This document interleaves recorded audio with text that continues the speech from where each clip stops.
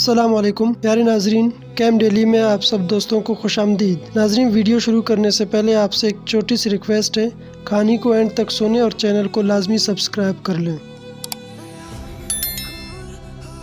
اس وقت لڑکی کے ساتھ ہم کمرے میں اکیلے تھے۔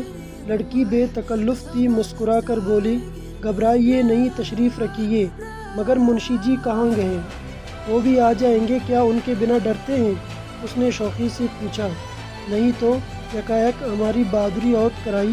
تو پھر بیٹھیے، فرمائیے کیا پئیں گے، شربت یا چائے؟ انہیں تو آ لینے دیں، ہم نے ایک صوفے پر بیٹھتے ہوئے کہا۔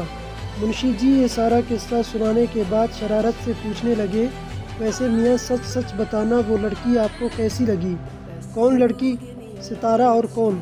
وہ بھی آ جائیں گے، مگر کیا آپ ان کے حکم پر چلتے ہیں؟ ان کے پوچھے بنا شربت تک نہیں پی سکتے؟ اس نے گردن موڑ کر پوچھا تو ہمیں اندازہ ہوا کہ ضرور کچھ گڑبڑ ہے۔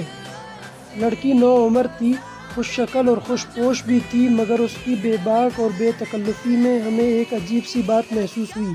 وہ ہمارے برابر صوفے پر ہی بیٹھ گئی۔ ہمارا تنکوں والا ہیٹ اب تک اس کے سر پر رکھا ہوا تھا۔ ہم نے ہاتھ بڑھا کر اپنا ہیٹ اتار لیا۔ یہ کیا حرکت تھی؟ ہمارا ہیٹ کیوں اتارا تھا؟ ہم نے قدرے ناراض ہو کر پوچھا۔ معافی چاہتی ہوں، اس نے دونوں ہاتھ جوڑ دیے اور شوق نظروں سے دیکھنے لگی۔ ہمیں یکایک ایک عجیب سی پریشانی نے گھیر لیا۔ چاروں طرف نظریں دوڑائیں تو ماحول بھی اجنبی سا نظر آیا۔ ایک کونے میں ستار اور طبلہ رکھا ہوا تھا، اس کے برابر ہارمونیم بھی تھا۔ ہمارے برابر بیٹھی ہوئی نوعمر لڑکی بہت بے پرواہی سے ہمیں دیکھ دیکھ کر زیر لب مسکرا رہی تھی۔ اس کے پاس سے بھینی بھینی سی خوشبو بھی آ رہی تھی۔ اچانک ہم پر منکشف ہوا کہ ہم کسی عام گھرانے میں نہیں تھے، یہ کسی طوائف کا بالا خانہ تھا۔ یہ خیال آتے ہی ہم ایک دم کھڑے ہو گئے۔ کون ہو تم؟ یہاں کیوں آئی ہو؟ ہم نے ذرا غصے سے پوچھا۔ وہ بدستور صوفے پر بیٹھی مسکراتی رہی، پھر بولی، میرا تو یہ گھر ہے، اس لیے آئی ہوں۔ آپ فرمائیے کیسے آئے ہیں؟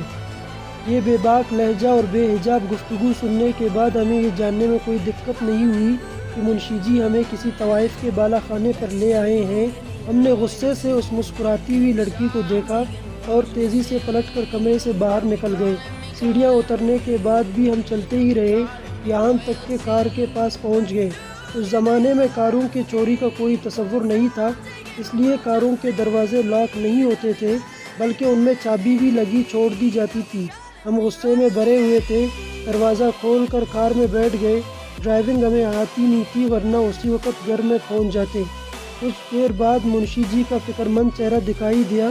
ہمیں دیکھتے ہی ان کے چہرے پر اطمینان کے آثار نمودار ہو گئے۔ ارے میاں، آپ کہاں چلے گئے تھے؟ میں تو وہاں ڈھونڈ ڈھونڈ کر پریشان ہو گیا۔ ہم نے کوئی جواب نہیں دیا تو منشی جی خاموشی سے سامان پچھلی سیٹ پر رکھ کر ڈرائیونگ سیٹ پر بیٹھ گئے۔ واپسی میں بالکل خاموشی طاری رہی۔ ہم ناراض تھے اور منشی جی سہمے ہوئے تھے۔ کوٹھی کے گیٹ میں داخل ہونے سے پہلے منشی جی نے کار روک دی اور دونوں ہاتھ جوڑ کر بولے، میاں جو ہوا اسے معاف کر دیں، یہ گھر میں جا کر نہ بتانا۔ ہم نے کہا، ہم آپ کی شکایت کریں گے، آپ نے بہت بری حرکت کی ہے منشی جی۔ منشی جی ندامت سے بولے، شرمندہ ہوں، معافی چاہتا ہوں، آئندہ ایسی حرکت نہیں کروں گا، اللہ کا واسطہ مجھے معاف کر دیجیے۔ ان کی آنکھوں میں آنسو آ گئے۔ ہم نے کہا، ٹھیک ہے، اب چلیں۔ یہ کسی طوائف کے بالا خانے پر قدم رکھنے کا ہمارا پہلا اتفاق تھا۔ بعد میں منشی جی نے ہمیں بتایا کہ جس طرح چور چوری چھوڑنے کے بعد بھی ہیرا پھیری نہیں چھوڑتا، اسی طرح منشی جی بھی آنے بہانے طوائفوں کے کوچے میں جاتے رہتے ہیں۔ جس طوائف کے گھر پر وہ ہمیں لے کر گئے تھے اس کا نام چمپا بائی تھا۔ منشی جی اس کے حساب کتاب دیکھا کرتے تھے اور اس کے لیے کوئی معاوضہ وصول نہیں کرتے تھے۔ چمپا بائی کے اور بہت سے کام بھی منشی جی بلا اجرت کر دیا کرتے تھے، اس کے بدلے کبھی کبھار کھوٹے پر جا کر اپنا شوق پورا کر لیتے تھے۔